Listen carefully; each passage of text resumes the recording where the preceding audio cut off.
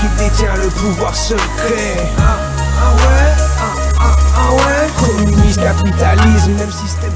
Mesdames et messieurs, très chers téléspectateurs de la première chaîne sur la TNT Tingui Télévision, bonsoir. Il est 22h et quelques dans la ville-province de Kinshasa. C'est l'heure de votre émission Temple du Savoir et nous avons le privilège ce soir de recevoir pour vous l'un des disciples du prophète Kakou Philippe. Notre espace sera bilingue et ce soir nous allons discuter sur ces grands thèmes, le médiateur entre Dieu et les hommes d'aujourd'hui. Nous sommes arrivés presque au temps de la fin.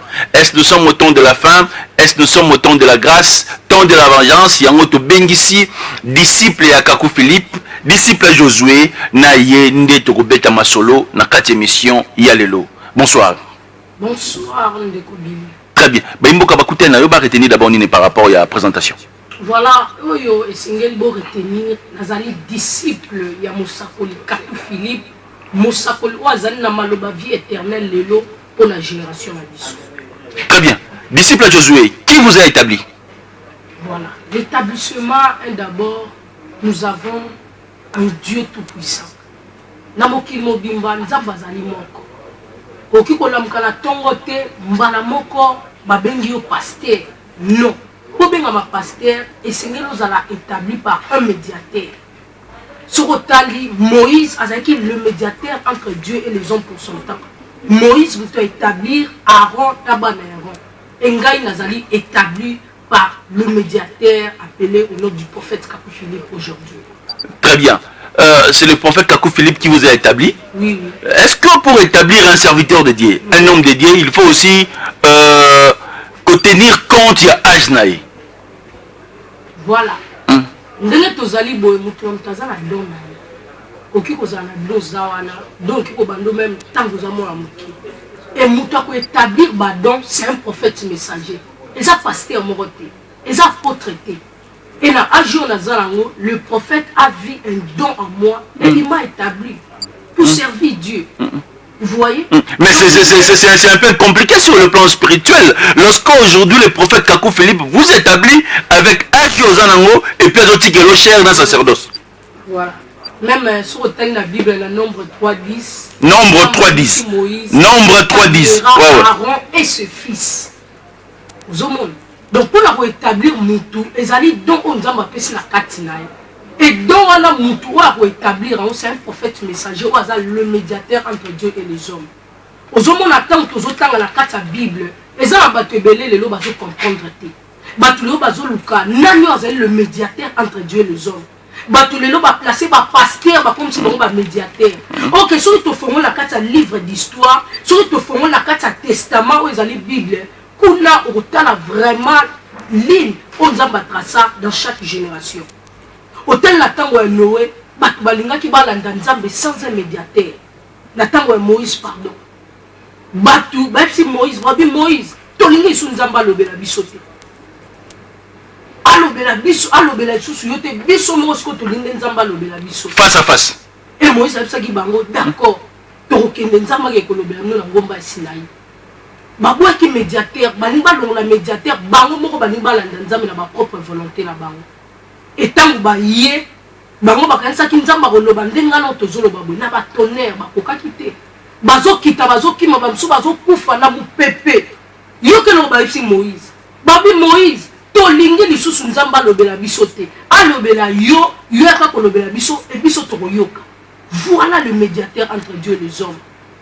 Sur otali ezali na batumo basa ki tour de Babel. Balinga na nzambe bango moko. Sans un prophète. Mon ami est salemaki et dans la lona ville à Kinshasa. Batouati ba pasteur, batouati ba église. Oki kola la to la muki na tongo, vraiment ba bengi pasteur. Oki kola la. Mais ils appellent bambo. Oki kola la te la muki na tongo. En quoi appel na yo est différent de pasteur mususu. Voilà, vous voyez, oui. Tout ba pasteur au bien bozomona na ville à Kinshasa, baza mo ba pasteur te. Batika jamais ko benga ma pasteur. Tout va bien ma pasteur et Seigneur va nous médiateur lelo. Lokola Adam a dit le médiateur. Ozomona Ève et Seigneur qui ayoka oyo Adam a koyé bisaye. Pour Adam a dit prophète. Mais Ève azali qui séduit par le grand prédicateur le serpent. Ou ateya qui ou alingaki alongola na nzela ya Nzambe. Kakou Philippe en tant que le médiateur a ko bisa batu lelo ya mokili. Esengeli boye beloko moko ozali ya motuya. Même lelo na ko pesa exemple moko ozali na simple.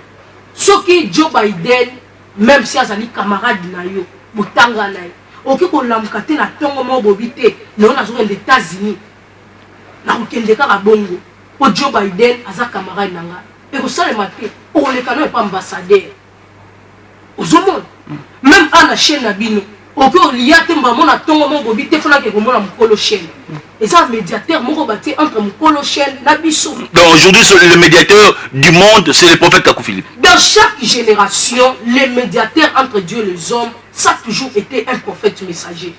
On est là bata mokili balingi balongola oke bolongola ngote Bible anozo simba ezali livre ba médiateur sur o moni lelo oboyi na ba prophète kasi zo Bible ana tumba sur longoli lelo Bible na maboka ba pasteur ba oteya binono ba oteya binono parce que Bible ezali livre d'histoire livre ba prophète et prophète n'y so tango ya la génération na ya la message o nini ya kutana kina Nzambe nini Nzambe epsa ke po amemela bato mokili Moïse yene mtakutana kina Nzambe et pas na Israël po ba bima Égypte et c'est ki ba kutana médiateur ko ezaki Moïse un témoin et c'est ngel tende ozoma ba témoin de Jéhovah en réalité baza ba témoin de Satan parce que bon ba jamais kutana Jéhovah disciple disciple Josué. Expérience sur le plan spirituel. Ah oui. Oyo Koutiba pasteur, lelo avant de s'incarner dans le ministère na bango. Peut-être yo jouan on a noté. Appel na yo parce que lobi Kakou Philippe n'a établi ça yo. C'était comment votre rencontre avec le Dieu de Kakou Philippe? Okutana na nzamba Kakou Philippe ndengeni. Et le d'abord esengelo yeba. On va pasteur on nyonso bomo na ville à Kinshasa. Ko kanisa te so mutalati veste ndo moni responsable. Ko kanisa te so ko moni muta simbi Bible ya mapeka zo te ya yo o moni no aza niveau. OK ba pasteur on nyonso zo mona devant ngai be baza bala mikie. Mona spiritualité so ki to faina pasteur o te baruti ka so na ko tangisa des messages à Kakou Philippe. Parce que jamais ko mbanzambe na devant baruti rose la koko sur le plan spirituel. Oui. Et l'autre côté. Donc parce que jamais ko mbanzambe na bomo ina bango. Et ce qu'on obtenu motuni obilo lengeni na kutana ina message. En tout cas ndeko bili to zaki na kata l'église to zaki ignorant. To ba ki vecteur Nzambe te. To simba ki Bible na maboko ozotanga no Bible. Mais ozo baté que le médiateur entre Dieu et les hommes c'est un prophète. Ozo baté yo pour luka Nzambe esenga d'abord kutana na mosakol na ye. To zaki na kata l'église wana na zaki na cimetière à maman là. Ozo lia na butu bazolando bamba ozo prier sérieusement ozo saba gé avant kutana nzamba Kakou Philippe bana prier ba maman langi et on a prié l'église maman langi azo ko bondela parce que ba bondela nzamba solo à travers mosakol na adoration ya solo et ça le mara autour ya mosakol o azali vivant yene mtakola ça no nzambe ni obino sengel bo adorer parce que les autres za nzambe belé na Matthieu 24 nzamba loba ki ba Jésus ba hôtel belé na ba faux prophète ba ko na ba miracle ba ko linga mbongo ba ko linga vi moko ya luxe ozomona et lelo Kakou Philippe ay ko yebisa bato mokili abio nyoso na bato bazo sambela Jésus te Jésus ba catholique azali Satan Jésus ba protestant azali Satan bango balali balamuki o mo mutatangi Bible lobi na mbinzambe na bomo elanga na nzela nino ya mbinzambe na bomo elanga sans un médiateur aucun ko mbanzambe te. Très bien, sans un médiateur ezali pasi pour la bato mokili boye banzambe ndenge. Très bien, zela na pesa numéro bat bazo landa biso beli 89 00 60 149 soki ozali libanda mboka obeti plus 243 89 00 60 149 le médiateur entre Dieu et les hommes. Nayambi, l'un des disciples du prophète Kakou Philippe, il s'appelle le disciple Josué. Vous avez quel âge? J'ai 16 ans. 16 ans.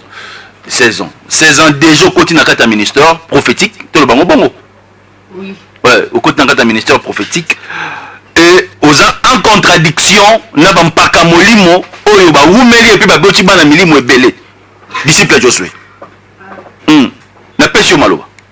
Ndeko Bili nazobandela lisusu mpona koyebisa bino omoni ana mokili eloko ezali vraiment ya motuya mpona motu ezali vie éternelle.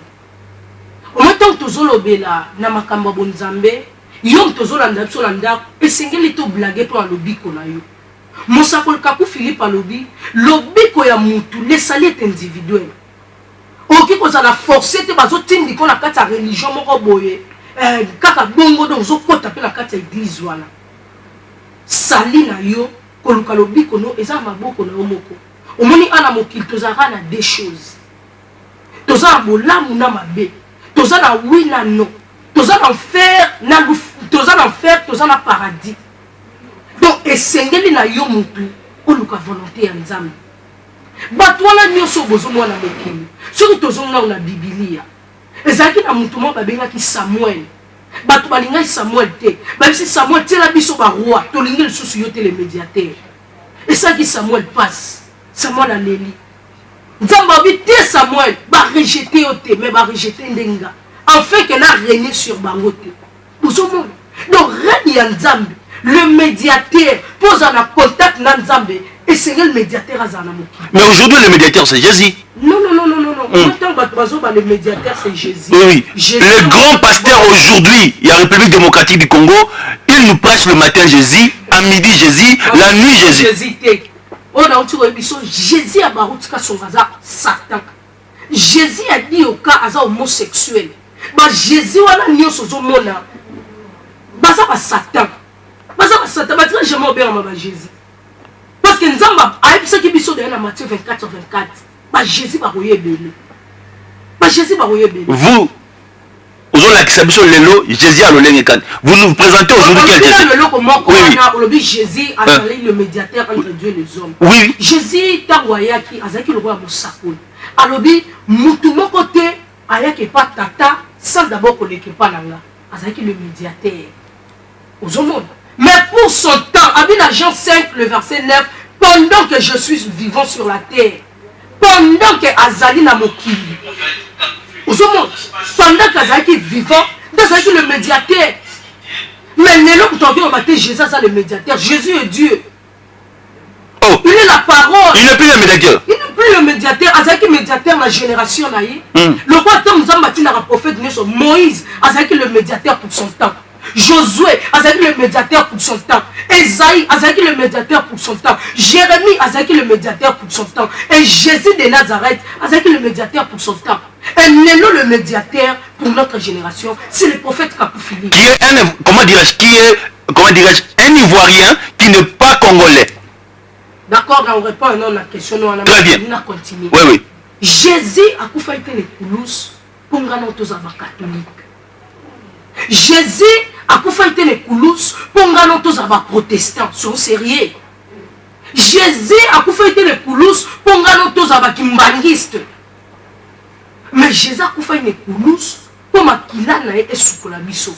Et pour makila na intervenir na bon tu dois passer à la confession publique. Le commandement actuel de Dieu. Tu dois passer où? Génération. À la confession publique. Pour que le sang de Jésus intervienne dans votre vie, tu dois passer à la confession publique. Kaku Philippe a comme ça pas ton mokili. Alors il pourrait pas quitter. Et ça le médiateur pour révéler bino makambo votre qui jamais koeba. Le 24 avril 1993, Kaku Philippe a été appelé. Depuis le 24 avril, a une commission. Na l'ange na moi na pate. Moi na pate le bela qui na langue elle connue au batu baeba quitter. Batu batuni mon sakoli. Moi jalobi nini. Mon sakola répondre. Abi moi j'ai na moi na pate alobi mutu oki ko adorer nzambe te na kati ya l'église catholique. Parce que l'adoration de ce jour ça na kati ya l'église catholique, bazo adorer Satan. Totuni Kaku Philippe. Moi je na moi na pate alobi ni. Abi moi na mobile oki ko zo munoko note ozotia en intimité ya mobile na yo. Tout le monde s'arrête Kaku Philippe. Moi j'alobini. Moi je l'alobi. Nzambe a sauvera toujours à travers d'un prophète messager vivant sur la terre. Tout le monde s'arrête Kaku Philippe. Moi j'ai alobini. Moi j'ai alobi. Yo po benga ma pasteur, évangéliste, docteur, et sengeli ozala établi par un prophète messager vivant de ton temps.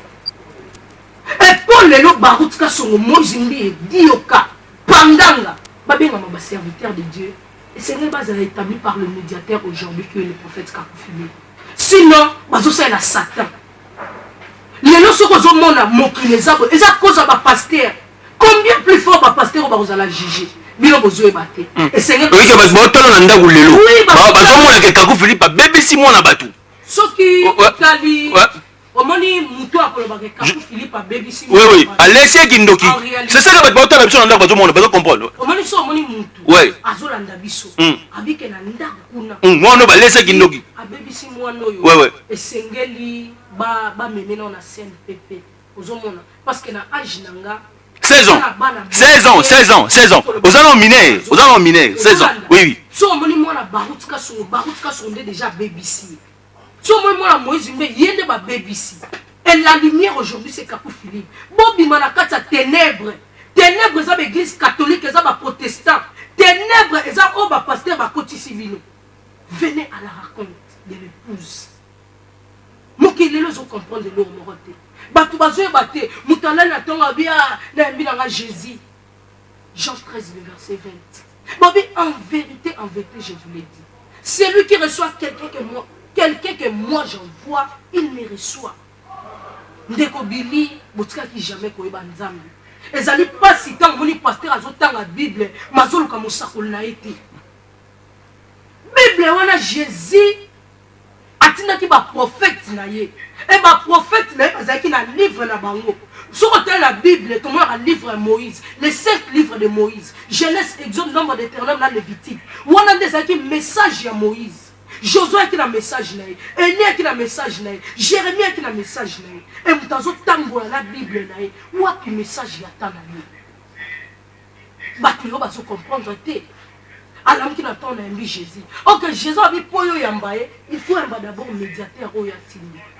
Et yo le lot de Kobili. Oyamba nzambe. Soko oyamba nzambe comment? Otka jamais oyamba nzambe, ozali païen.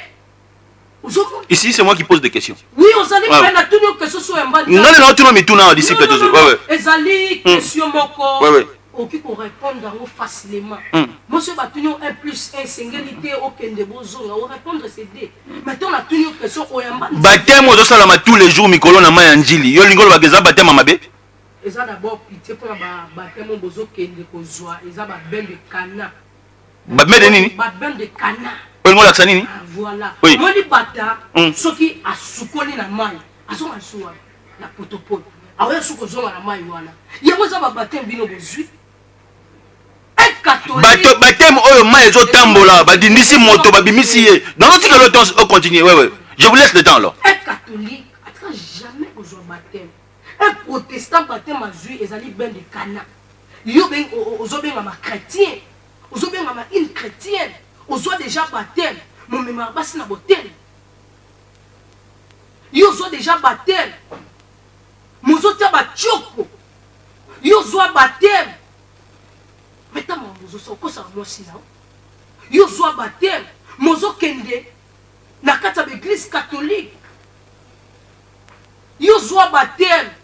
Mozoko tandaka bonganga baptême ni nozwa babi na Marc 16:16 mutu akondima Marc 16:16 non comment va verser de personne ouais Marc 16:16 bandeko bazotala sur la télévision zwa Bible tanga Marc 16:16 ouais babi mutu akondima akozala baptisé mutu akondima ta akozala condamné baptême ya solo ndeko bazwaka ngo na message de l'air homosexuel pour la génération na yo.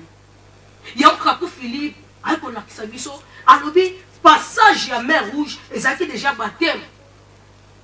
Tant que bakati ici na Jourdain, ezaki baptême. Jean-Baptiste Baye, batunier. Mais aux alina nabi, je suis la voix de celui qui crie dans le désert. Jean-Baptiste a un message à repentance. Et après ça qui baptême, la repentance, le message au yaki nango. Jésus qui a un message à rémission du péché. Batubazaki baptisé. Rémission du péché au nom du Père et du Fils et du Saint-Esprit. Yo le loso ko zu baptême au nom du Père et du Fils et du Saint-Esprit, ils allaient bain de Cana. Et sur ce n'est pas aucun fait. Les lots baptêmes au nom du Seigneur Jésus-Christ pour la restitution. Pour la restitution. Et ce que je baptême, je déjà baptême. Il y a le lengekan. Na message à Kakou Philippe, baptême ou un solo on nzamba ebi lelo. Ezate wa ba catholique ba tilio mai na mutu. On les a ba ben de Cana. Ezate le ba tumsu ba opesa ba baptême na mai ba mission au nom du Père et du Fils. On les a ba ben de Cana. Nazoki baptême au nom du Seigneur Jésus-Christ pour la restitution. Et tant que baptême, vie nous fait changer. Le comportement est changé. Et regarde depuis la joie baptême, ma vie a changé. Très bien. Au fait, quand Philippe a dit, mouton nous sommes croire le message na boutou, barolanda été, arolia te na boutou. En ça, par rapport sexuel, tu n'as pas mari de nuit, n'a pas femme de nuit, or que existera raté. Le mari de nuit et le femme de nuit, existe à rater.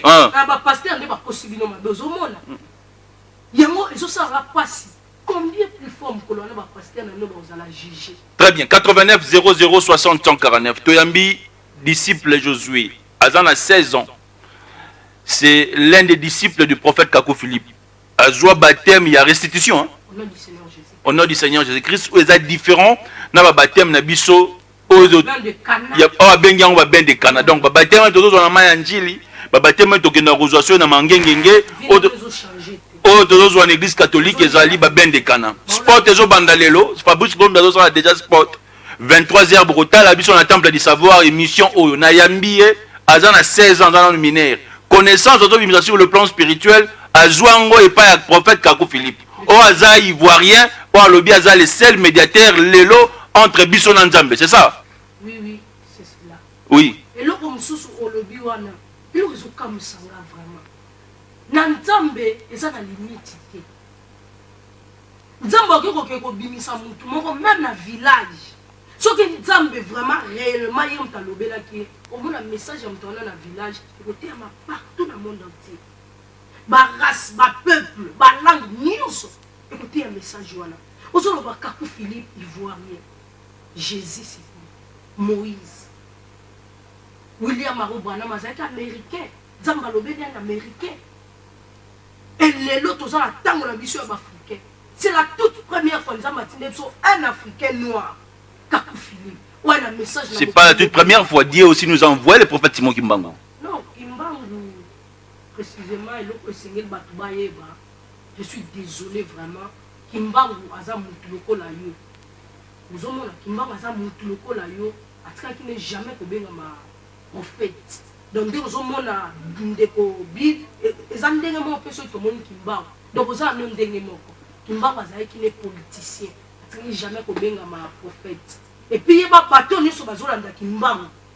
Oh papa, c'est moi qui m'a besoin de la main Kamba. Vous avez maudit. Vous avez massacré ma main. Il faut surtout adorer Ango. Mais et le Seigneur doit adorer, nous devons adorer le véritable Dieu. Le Dieu des esprits des prophètes, selon Apocalypse 22, le verset 6. Vous voyez? Josué, est-ce que vous avez la religion aux athées? Pardon? Vous avez ma place aux athées. Vous avez ma place aux athées. Vous avez repentance à solo. Mais là vous êtes, c'est plus que l'Égypte. Dans le message, je suis allé. Dès qu'on a en Égypte, Apocalypse 12, verset 14, les déserts du grand aigle, et qu'on me sont loin de la face du serpent. Donc, même en d'autres, sur la zone à l'église catholique, il faut la carte en d'autres. Sur la d'autres, la monnaie, la zone à l'église protestante, il faut la carte en d'autres. Nous sommes en Égypte. Vous voyez? Mais l'église, nous sommes en Égypte. C'est en Égypte. La nation Israël. Est-ce que moi, on a un miracle ça dans l'église? Oh, pas la bino na Kakou Philippe et ça la marade. Ils allaient vraiment pas si. Au moins, et là, comment que c'est un boéba. Même Satan a ça a fait un miracle. On y a son Nzambe, Azara pas bien au sala. Satan n'a pas au sala. So si mutu bazo bimse ma gogo de bambisi, mutakon le rôle océan, bazo bimse bambisi, a comme fleuve quoi. Le surnaturel, le surnaturel, le surnaturel. Non, laissez-moi continuer. Oui, oui. Il y a un de bengi ango ba miracle. Ok, Satan n'a pas au sala. Nzamba dans Matthieu 24, 24, bakouye belé. Dans Matthieu 22, verset 7, abi n'a pas eu sa baron, matka jamais koye baron. Donc mutuloko la Moïse mbi, mutuloko la mukuna, mutuloko la mutombo, mukola souka nzamba use que vous n'avez jamais connu. Ce sont des papas sur le plan spirituel. Ils ont nos bébés spirituels. Ils ont nos bébés. Au col, écoute, vous avez... Oui, oui. Mais devant la parole, baza, bandits spirituels, laissez-moi de vous dire, ce sont des païens. Ce sont des païens, jamais vous avez appris la théologie? Théologie par Kakou Philippe. Jamais vu sur théologie, le message du prophète Kakou Philippe condamne même cela. La théologie. Donc, il faut que vous Nzambe batangela kete occupé otangela liloba Nzambe te. Moïse atangela Nzambe te. Mais Dieu s'est révélé à Moïse dans le mousson ardent. Kakou Philippe atangela Nzambe te. Un homme sans valeur. Oh, le 24 avril 1993. Ce qui le 24 avril 1993 ils ont quitté. Mais ngala ngala nazara la poubelle à Satan. Poubelle à Satan Zaline. L'église catholique, l'église protestante, l'église mission ministère, l'église pentecôtiste, l'église branhamiste. Il y a une poubelle à Satan. Zomo, Kakou Philippe atangela Nzambe te. Mais Dieu s'est révélé en lui le 24 avril 1993. Maintenant, là, le pasteur m'a dit qui sont différents de Kakou Philippe. Kakou Philippe montrez-nous les photos, comment dirais-je la photo de Kakou Philippe. Votre prophète. Avec de barbe blanche, à tête teinture en noir. Que Dieu soit loué. Nous envoyons un Africain noir pour la toute première fois. Un Africain noir. Oh, pour la lobby qu'on a bisonios. Un Africain noir. Pour la maladie bosso. Vous avez Kakou Philippe c'est un prophète. Quand comparé à Moïse Zumbi, Balobi basangi saka lumière na ténèbres. Moïse Zumbi faut bima la ténèbre à la lumière. Baroutka son seigneur bima la ténèbre à la lumière. Et je sens un pasteur na zoma bazoto ndi sabato belé na kata ba mango. Oh bino bozana bongo te hein? Non non non, ouais. Sur otali na Noé, zaka ba batu 8 so ba kota na arche Noé. Donc à Dieu banuka na ba batu belé te. Nzamba zo kande bana na ye. Mwana moko ya suko Kakou Philippe baby sezande yo. Non non non non. Oui, olobi batu 8. Mwana suka moko Kakou Philippe baby sezande yo. Na lobi na tango ya Noé. Oui. Une génération changée. Oui. Le 8 ba kota. Apôtre Mosili, évangéliste Rigen. Oui. Oui. Au moins, le message à Kakou Philippe était pour le fils du diable. Si vous êtes fils du diable, au salement pour le supplément, tu auras l'affaire. Vous avez donc, il faut y avoir un journaliste. Mais ce qu'on confie ça pour croire à Kakou Philippe, que ça soit aux la NAD, président de la République, aux la ministre, aux la nani, Kakou Philippe est ton prophète. Aux amis musulmans, Kakou Philippe est ton rasoul. Kakou Philippe a un message pour délivrer Bissou. Hein? Pour comparer Kakou Philippe qui est dans les ténèbres, aux gens qui sont dans l'église, on ne peut pas quitter que Nzamba sauvera toujours par un prophète messager vivant. Aussi, on ne peut pas quitter la Bible, et ça livre, prophète. Au moment où on a un moutouka, à rétroviseur, rétroviseur pour la mission de chrétien, c'est la Bible. Livre d'histoire, ils ont l'accepté sur le lengeni Nzamba qui n'a passé. Dernier au sein de la prison. Mais pour que le boss, c'est un paraprise. Paraprise, c'est un prophète messager vivant. Qui est conduire. Dans notre paraprise aujourd'hui, c'est le prophète Kakou Philippe. Le médiateur entre Dieu et les hommes, aujourd'hui, c'est Kakou Philippe. Et là, quand Kakou Philippe est comme un bâton, il est Billy. Et là, on s'en va pas si vraiment. Nzamba Sunga, Afongola, Bato Belé, au bazar, quand il y a l'église Missou, le col a fondé Bissou Missou. Miso à Molili. Non, Miso à Molili. Moi, ce que j'ai dit, Miso à Molili, on a tout ce qu'on a fait à l'église. Il y a des ténèbres, aux yeux battés. Vous avez des ténèbres aux yeux battés. N'oubliez pas que j'ai un père spirituel. Pardon? J'ai un père spirituel. Il y a un père spirituel, nous avons beaucoup de faire. Donc, vous avez adoré. Bon, il y en a Kakou. Kakou Philippe, il y a une clé au royaume de cieux pour la génération. Donc, mon côté, à côté de la mouki, a bien mon nzambe. Mon côté, a la mouki, a bien nzambe na bon monanga. So, mon pasteur, mon la mouki na tonga, Dieu m'a parlé, et c'est bon, mais la scène pépé. Dion, nzamba lo bela batou lelo à travers Kakou Philippe. L'unique prophète à qui Dieu a donné la révélation pour notre génération, c'est le prophète Kakou Philippe. Donc, sommes des pasteurs, non? Un pasteur en qui cause le médiateur entre Dieu et les hommes. Ça ne peut pas se faire. Baroutka sont en qui cause le médiateur entre Dieu et les hommes. disciple à Josué. Mozimbi oki kozala médiateur. Disciple à Josué. Bazo ça de la synto comme nation. Aujourd'hui, les gens dans l'église, tous ont ba photo ba pasteur na biso. Il y a ba père spirituel na biso. Ceux qui ont belli au temps on a tolo au biki. Ce sont des miracles aux les cas. Les ba témoignage pas les. Olobi? Diabolique eloko wana ozomona na ozui photo. Il y a pasteur nanga. Oui. Ozui pétrole, ozomela la bazomela so ba J. Et ba Konde, c'est un serviteur de Satan. So la moni Konde la moni Satan. So la moni Moïse la moni Satan. Bato ba kota en kata l'église, dans tout ma colonie, y a ta Satan. OK, ba route sungo c'est le diable, l'incarnation du diable. Donc ta moni Moïse mbi, bozo ko ka Satan la ba gêne et prier. OK, Moïse mbi il y a des Satan. Bah miracle ça dans l'église on a bien bossali en haut. Yo na no sali en haut. Yo za bébé spirituel. Yo za bébé spirituel. Message Kakou Philippe a nango. Il y a le miracle. Aïe un message nini? Aïe un message à restitution par l'interprétation de Daniel 12 verset 8 à 10. Plusieurs seront purifiés, blanchis et affinés. Oh baroutka son hasard en haut. Oh Moïse mbi hasard en haut. Et la différence entre le vrai prophète n'a pas faux, vis-à-vis un message là-bas. Vis-à-vis un livre. Moïse a qui a 5 livres là.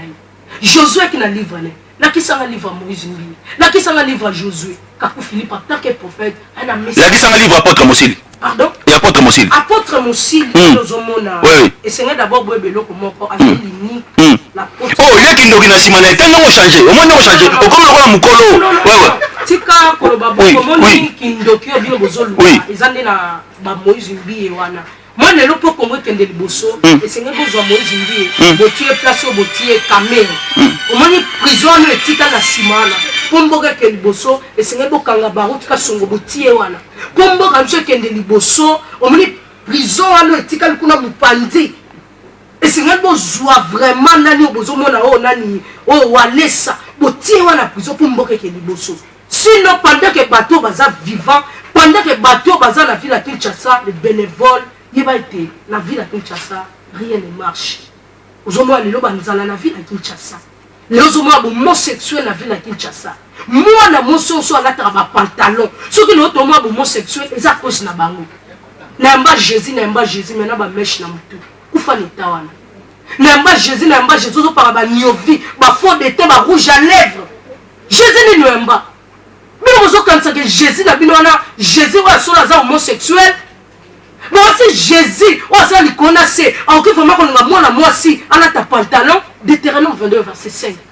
C'est pitié. Quel Jésus yamba? Si. Et là qu'on a l'eb sabatou, on a une Bible, on a botangaka. Tant aux obois Kakou Philippe, tumba Bible na yo. Tumba Bible. Parce que Bible on a un livre ba prophète. Bon échapper Bible était. La carte Bible qu'on a au moins on a 2 Chroniques 20. Nous sommes arrivés à la fin. Nous sommes arrivés à la fin. Nous sommes arrivés à la fin. Amos 3:7. Nous sommes arrivés à la fin, Josué. L'Éternel Dieu ne fera rien sans révéler son. Vous acceptez un débat? Vous acceptez un débat? Voilà, moi, il a étape autocomi et sous débat. Nous avons parce que l'ange du 24 avril 1993, où il y a qui visité Kakou Philippe, Azamena Nabiso. Si on a un débat, on doit combattre le message, on a frappé au moko. Nous avons les armes, tout le monde a une cigarette. On dit non. Cet homme-là, Kakou Philippe, en qui on a la vraie, à boire qui cigarette, à Bengani Bassi Ndumba, na Bapembe, à qui sauvé. Et ils allaient de la même manière, Yotan Obi Kakou Philippe, à Zafo, on a frappé. On a frappé par l'ange. Donc c'est pas du blanc. Maintenant, on a sous débat, ma pote, ma sade, ma bébé belé, il n'y a rien à voir. Toujours le cas, ma corbeau, ma bon, ma crabe, mais toujours le cas débat en Nzambe. Nzambe, mes brebis entendent ma voix et ils me suivent. Soki papa a boté sur le plan biologique, camarade Naye, aye au talent à Boutoile, le lobby à la nuit Josué. Ça va ma carte Josué de mon église, on a le banani.